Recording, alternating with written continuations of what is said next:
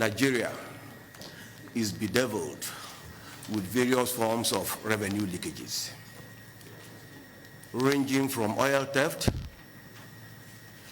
to inappropriate records by the various government agencies, deliberate inappropriate records resulting in revenue leakages by various government agencies.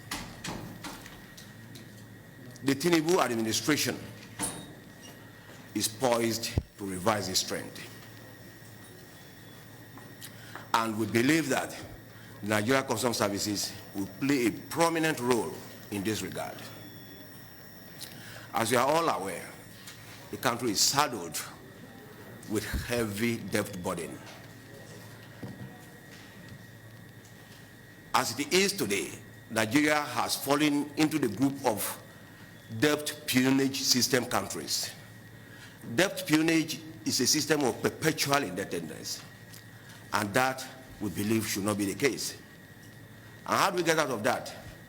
Increase our revenue base, block whatever leakages there may be.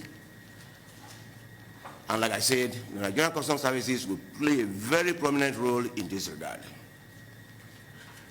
Some time ago, I read in one of the dailies that the new Comptroller General has been able to do a lot in terms of revenue generation, increasing the revenue base of the agency. I was made to understand that your second quarter result was so impressive that you surpassed the set target. That is the spirit. That is the way to go.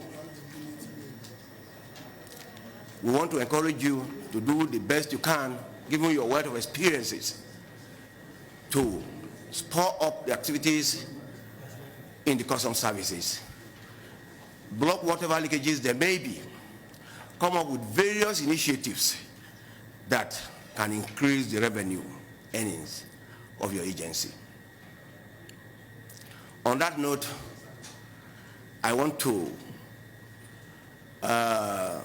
invite the Comptroller General to go through the items that are listed there before you in the letter we submitted to you last time. Take us through each and every of those items, and thereafter we will come up with our comments. For the kind invitation that you have extended to us, this being our inaugural meeting and consultation with the Senate Committee on Customs. I want to start by congratulating the chairman. We've done that in writing before, for his appointment as the chairman of this noble committee, and we also want to congratulate all other members of the committee. We want to use this visit to familiarize ourselves with members of the committee, to renew our loyalty and express our support for the wonderful job which this committee will be doing.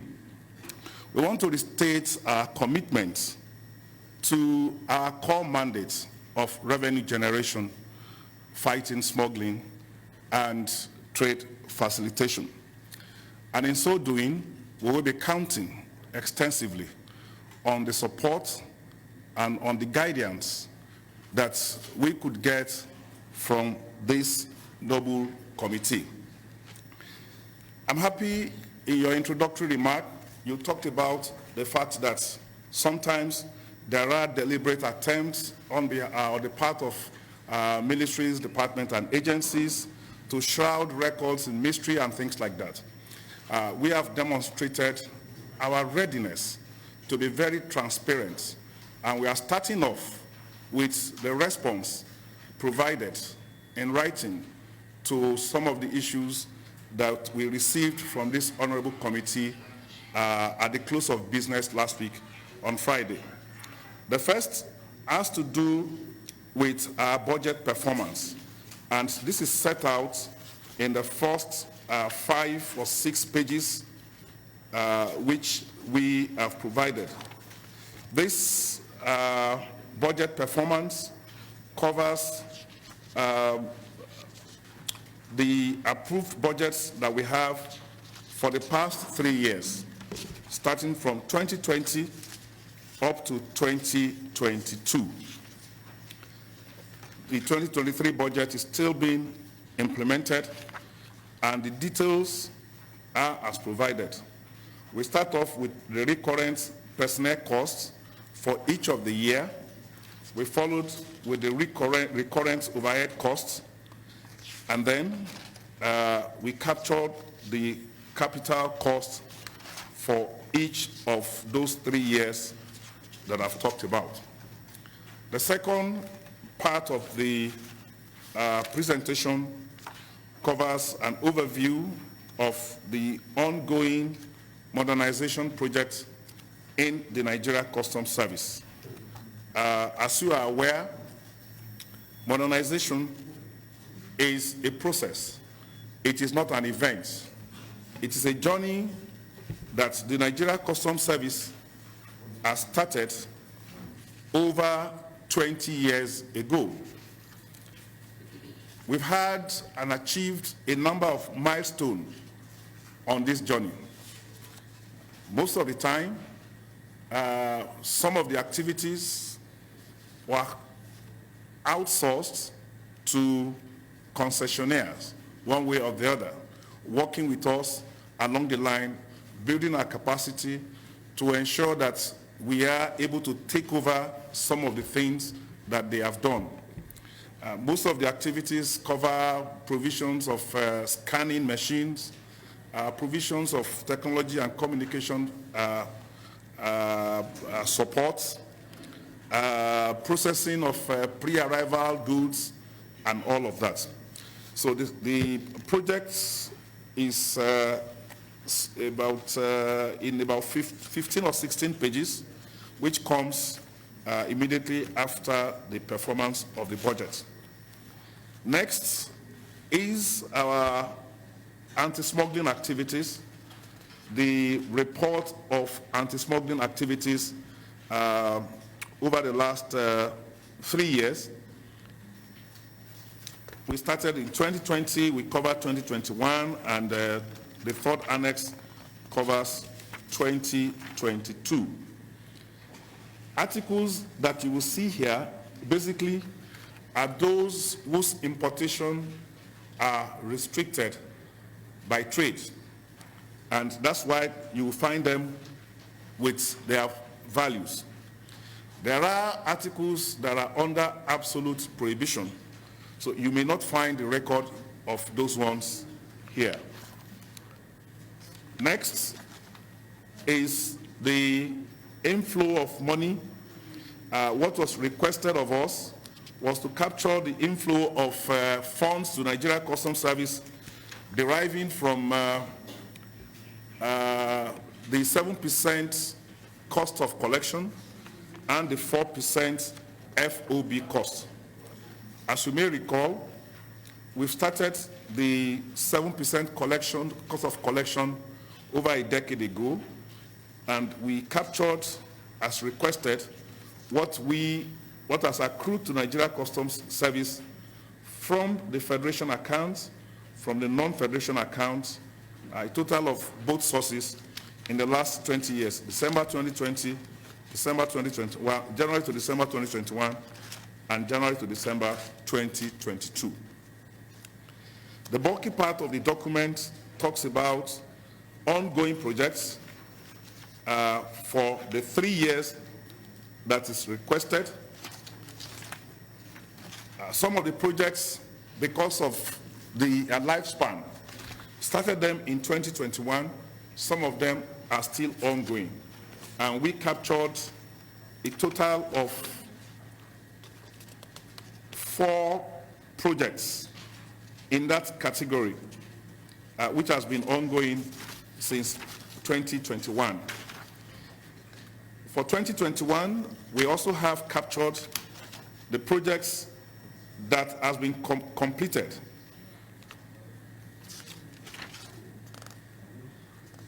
We are lucky that we do not have abandoned projects. So we have all of that for the 3 years, and we have indicated the fact that we do not have abandoned projects. Those that are completed for the 3 years are also set out in the paragraph that is next. I move rapidly to the second to the last items that is requested. The report of the ad hoc committee on customs, which was chaired by distinguished Senator Ade Fadaunsi. The report has been shared with us. We are working on the recommendations that have been made. We just included in this presentation 2 papers. The first one is ensuring accountability and safety, SOP on the use of firearms, just to show that we are not taking the issue of misuse of firearms lightly. And then the last document is the rules and regulations that we have issued to our operatives guiding the handling of firearms. I did assure the committee when they visited that there was an ongoing review of our SOP on the use of firearms, and we just captured this for the guidance of this honorable committee. We had the final issue regarding compliance with federal character principle in our recruitment. We have a covering letter here that talks about our commitments to implementation and observance of compliance with the federal character principle. During the last recruitment exercise, we conducted it according to the requirements of federal character, and one of the highlights of that exercise was the insistence that each of the 774 local government areas in the country must produce at least 1 person. And the exercise enjoyed the blessing of the Federal Character Commission, the government agency mandated, given the responsibility of overseeing the compliance with the federal character principle, and we were issued a letter expressing satisfaction with our compliance. I said, I used the word at least, sir. I said at least. There are other entrants, other ranks. On paper, we had 4 from every local government, but at least it must include 1 senior person. That's in the cadet level. That was what I was trying to explain, sir. So in a nutshell, this is a quick summary of the documents that we have made. We will be open to elaborate on some of the issues. I have some of my colleagues here who would also be available to shed more light on some areas which requires further elucidation. I think that should be our watchword as we go for oversight. Mr. Chairman, I want to thank you for your prompt letter to CG of Customs and also for his response. And looking at the volume of his response, I think I will also seek that we'll find a suitable date where we may have a kind of retreat to look into issues with customs, understanding that with experience or what we have had in the 9th Senate with Custom Committee, I believe that we will have a change, an improvement. I have also seen the report on the recruitment, which is very, very important, very key, and has been one of those things that we have been highlighting during our interactions with the blast, how my constituency has been impacted by having incursion into the custom services. We are also looking at the role custom has to play in the stability of our economy. Not just issues of revenue, but also the role in terms of monitoring,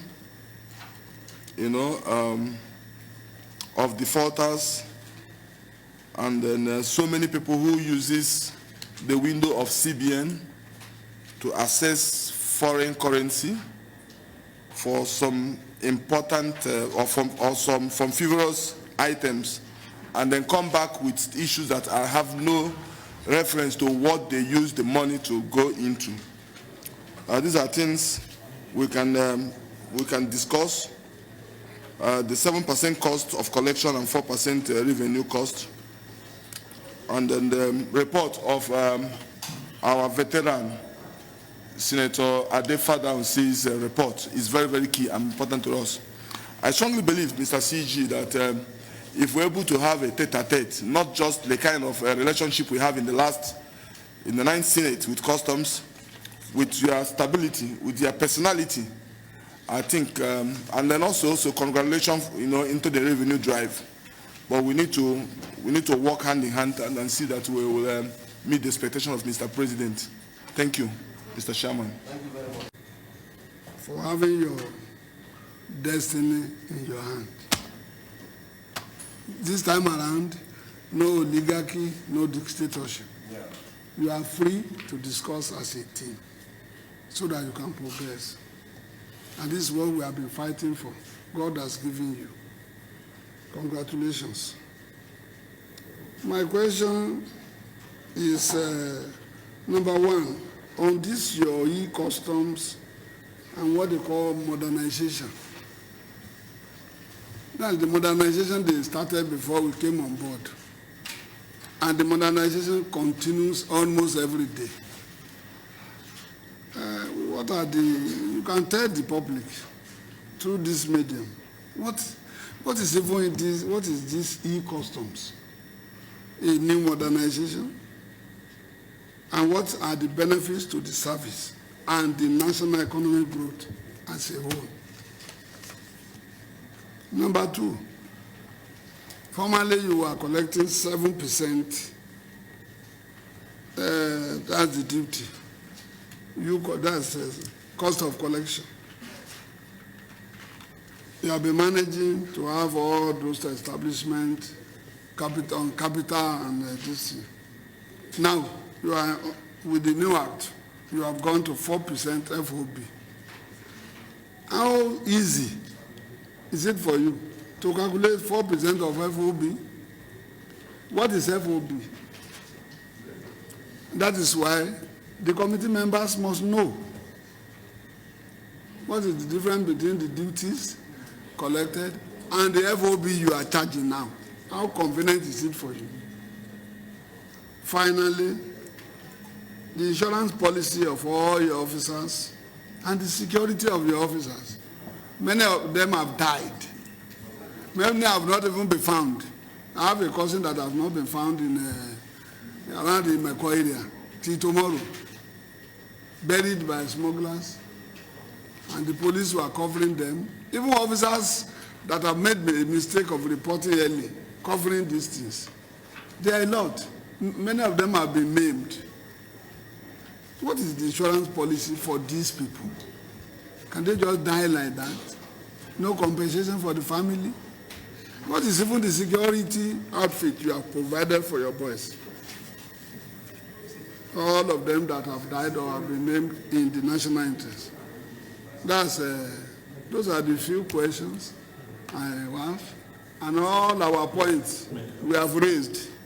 That's the committee recommendations. We want to expect that when you are coming with your 2024 budget, let everything be reflected. What do you need to perform better? The economy must grow. The youth must grow. What happens to the border? Is there not going to be free flow of goods and services? That's goods. Then services, human beings, going to Benin with carpenter, bricklayer, and everything that will work there, bring some changes so that the economy at least can continue to move. This rice we are talking about, is it not possible for us to value a bag of rice and collect duty? Is it not possible? Don't you have enough officers to do all this instead of killing all the time? Thank you, Mr. Chairman. Thank you. On and around the issue of 43 items.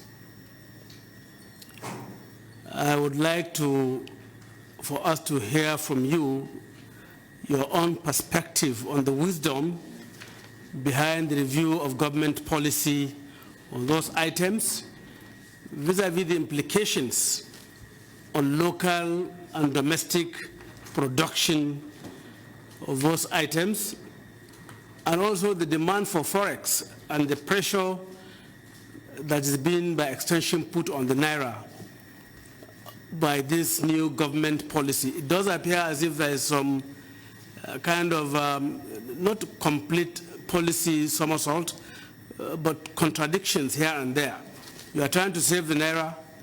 You are allowing the demand for dollar to increase by lifting, whether it is a ban or whatever it is, on those 43 items. You are trying to promote production, and you are also allowing more of these items to be imported from superior markets into our market. And then I am also wondering whether we may not consider the possibility of possibly adding more tariff or duties on those items. Yes, we allow them to come in, but for those who want to go and eat that kind of rice against the one that we produce here, let them pay more tax to the government. Why don't we consider all of that?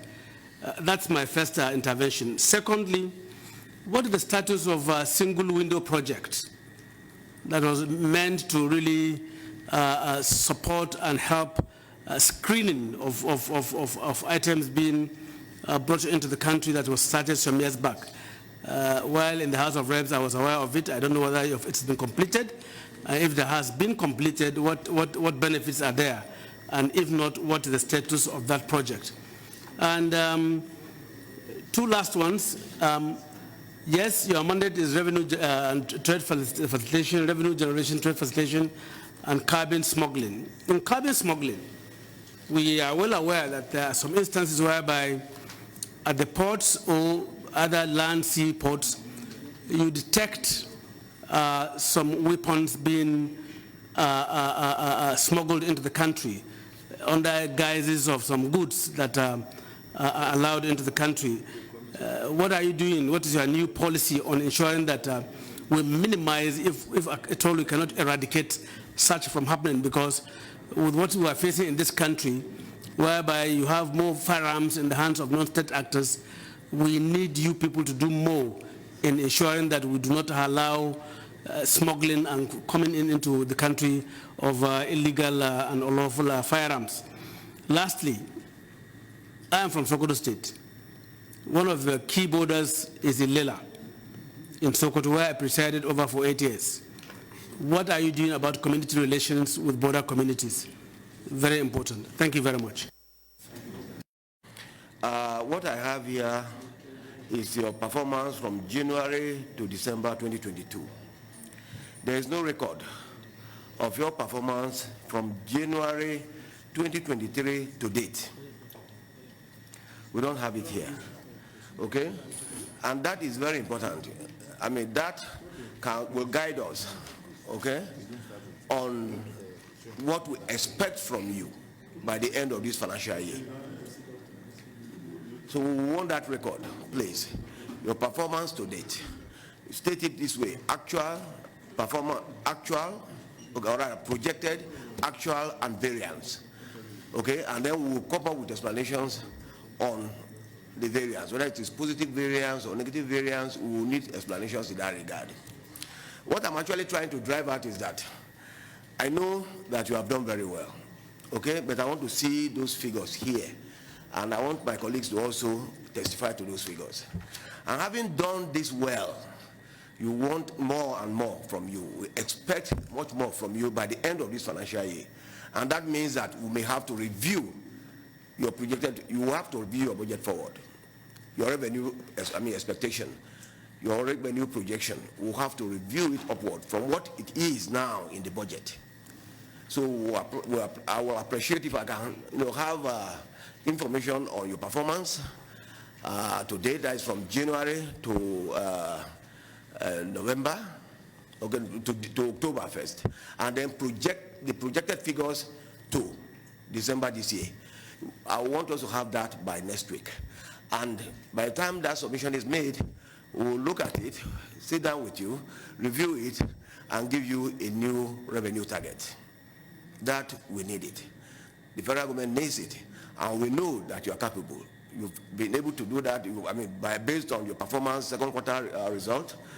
I want to believe that you can do much more better than what you have done now. And so please, we need that information to guide us in reviewing your revenue target upward, sorry.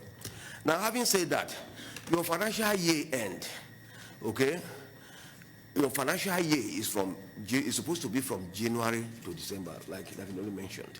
But I understand that your capital expenditure, the figures you've provided, terminates or in June or something. I don't know why that conflict of in terms of presentation. We expect everything to flow from January to December. Capital, current expenditures, everything should be from January to December, in line with the revenue, the federal government financial year. Okay? We expect that it will be easier for us to comprehend than you having your own different financial year. So I don't know how we are going to do that. We may have to start from this year. Whatever we have been able to do, please, let's terminate it by December this year, and then a new budget starts from January next year. It will be easy for us to comprehend. And then the issue of retreat, I want to believe that it is very important. It is very important because so many issues have been canvassed here. And I'm sure you testify to the fact that these are very well-informed, distinguished senators who know so much about the workings of your system. And I'm sure it will do us a lot of good, both sides, yourself and ourselves, if we can go on a 1 or 2 day retreat so that we can digest this document that you have given us, okay? And then stay indoor for 1 or 2 days and be able to cross-fertilize ideas and come up with something that will assist this country, assist you and assist this country, assist your agency and assist this country. Now, having said that, the issue of port congestion, I think it is very important. In the course of the assignment carried out by the ad hoc committee set up by the Senate some time ago, headed by distinguished Senator Kwadwosheldon, so many discoveries were made. In terms of food items rotting away in our warehouses at the ports, when many Nigerians are hungry, especially the IDPs. Mr. Sijesa, I want to employ you to put machinery into motion to ensure that this port decongestion is effected immediately. And I also want to use the opportunity to appeal to you that those food items that are rotting away there should be made available to the IDP camps and the orphanage homes in particular. I don't know the modality you are going to use, but I think those people need it more than any other Nigerian. Whatever modality you are going to use, please factor in the interests of the IDPs and the interests of the orphanage homes in the distribution or in the sale of those food items. The luxury items, I don't know. You may want to do anything you want to do with that, but I am more particular about the food items that I think should be made available to these needy Nigerians. Then talking about trade facilitation and revenue generation, which was, the trade facilitation, and revenue generation. You are very right. Yeah, I think we need to strike a balance here. We need to strike a balance, okay? I mean, while we are pursuing revenue generation, we should also ensure that we don't compromise on the issue of trade facilitation, okay? And the way I say it too is that if you encourage people, okay, if you work hard on the issue of trade facilitation, it's like at the end of the day, you are building up, your revenue base for the future. I don't know if you understand what I'm saying. If you put into perspective proper trade facilitation arrangement, you are also building the future base for your revenue. So you should be able to strike a balance so that in the course of pursuing revenue, we don't chase out some people out of business. So you need to strike a balance. I think those are the few items that I have listed here. But very importantly, like I said, the issue of your performance to date and what we expect by the end of the financial year, and the need for us to review what we expect from you by the end of this financial year. It is very important, and I believe that with you and your team, we'll be able to do that. We need much more from you by the end of this financial year. The federal government needs a lot of money, okay? The federal government needs a lot of money. We want to minimize the dependence on debt financing, and your agency is one of the areas, one of the core spindles around which that policy revolves.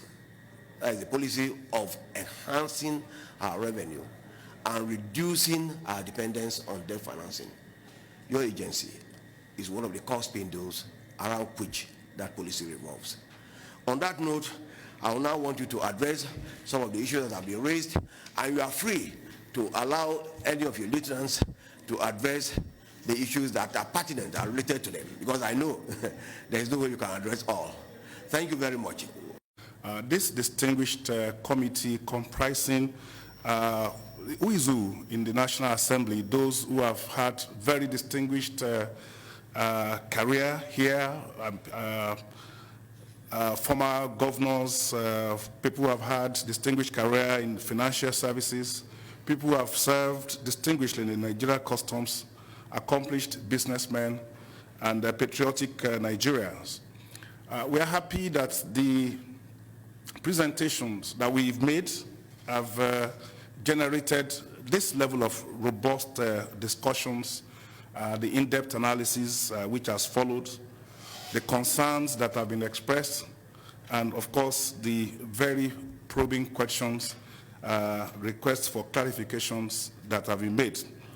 And it was a good strategy for me that my colleagues have taken some of the questions. I will start with the trivias, and that's the general consensus that we do need a retreat because we might not have enough time. We've been on this now for close to 2 hours. We're still scratching the issues on the surface. So I will agree to the idea of the retreat. And anytime we are invited for the retreats, you can be sure that we will come. Wherever you want to take us to, Uyo, Kaduna, Dubai. Mr. Chairman, I can assure you that we are just one day away from you. Well, Oshogo will be fine. My Oga will be here. It's a long time some of us have been to Sokoto, so if distinguished senator, we will be very happy to come around anywhere you want to take us to. I also want to apologize that the documents that we submitted, some of the inaccuracies and inadequacies, I apologize. Like I explained to the chairman, we got this notification towards the close of business on Friday. So we only had yesterday to work on the document. So we apologize for the inadequacies, and we promise that moving forward, we will get them corrected. And as also related to that, there will be so many times where we'll be requested to send in documents. And I just want to plead, as we've done in the letter, that when requests are made, if you oblige us to do one hard copy and then do several soft copies, then the distinguished committee will now have the choice to arrange it properly in the way it wants or in the format that suits the work of the National Assembly. We have tried to provide this within the time given to us. We will continue to try. Now, permit me to jump on to the debate, which was, in fact, initially orchestrated by the chairman in his opening address, and which is straddling. What should we give priority? Which one should come first? The DCG Tariff and Trade had weighed in on it, but let me just make some few comments about what my thoughts are on this.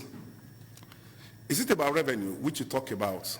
At this point in time, where we have some crisis in the debt crisis, we need all the revenue that we can get to not only offset the debt, but also provide funds for socio-economic development. I'm happy that members of the committee are aware of the benefit of trade facilitation. So it improves the turnaround time for doing business. Distinguished Senator Halleru got it when he talked about the fact that trade facilitation aims to reduce the costs and the time of doing business. Both of them are very, very important. There's a third element which is missing in the discussion, and that is security. We also perform security functions. In trying to do the work of revenue and trade facilitation, we are also burdened by the requirements to ensure that we do not compromise our control and security. So what do? We have to bring measures to strike a healthy balance, not just between those two, but also there's an added dimension of security into this. And I can assure you that we are we have very full understanding of this situation through some of the measures that we have done, because in a way, these measures has allowed us to live in those three worlds. In terms of revenue, since I took over in the last 4 months, our revenue has grown